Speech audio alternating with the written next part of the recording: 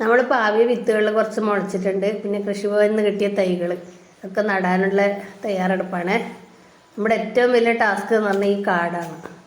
എത്ര വൃത്തിയാക്കിയാലും തീരൂല. നമ്മളൊന്ന് വൃത്തിയാക്കി ഒരാഴ്ച ഭാഗത്തേക്ക് പോയിട്ടില്ലെങ്കിൽ അതുപോലെ വള്ളി കയറി പടർന്നിട്ട് വൃത്തികേടായിട്ടുണ്ടാവും.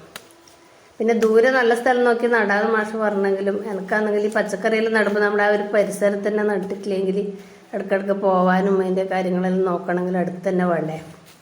അതുകൊണ്ട് ഇവിടെ നട്ടാൽ മതി എന്ന് പറഞ്ഞിട്ട് ഇവിടെ വൃത്തിയാക്കാൻ ഇറങ്ങിയതാണ്. നമ്മളിത് പണിയെടുക്കുന്ന ദിവസം കുറച്ച് വെയിലുള്ള ദിവസമായിരുന്നു. പിന്നെ ഇപ്പം മഴ കൂടിയില്ല. അങ്ങനെ കുറേ നേരത്തെ പണിയെടുക്കുക കാടെല്ലാം വൃത്തിയാക്കി എടുത്തു.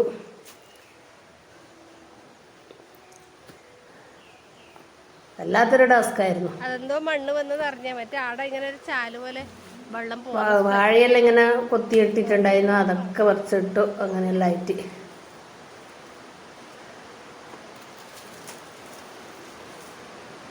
പിന്നെ ചിഹ്നമുണ്ട് കുരക്കുന്ന. അപ്പോഴത്തേക്ക് ആരോ അതിൽ വരുന്നുണ്ട് തോന്നും. അവൾ നടന്ന് പറിച്ച് ബഹളം വെക്കുന്നുണ്ട്.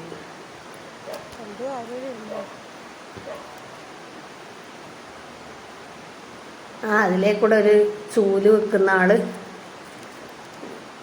വന്നിട്ടുണ്ട്. ഇതിൽ വന്ന് ഇങ്ങനെ വില പേശി വാങ്ങാൻ നിർബന്ധിക്കുന്നുണ്ട്. അങ്ങനെ കുറേ നേരത്തിന് ശേഷം പണിയെടുത്ത് അപ്പോഴത്തേക്ക് ഇതെല്ലാം വൃത്തിയായിട്ടുണ്ട്.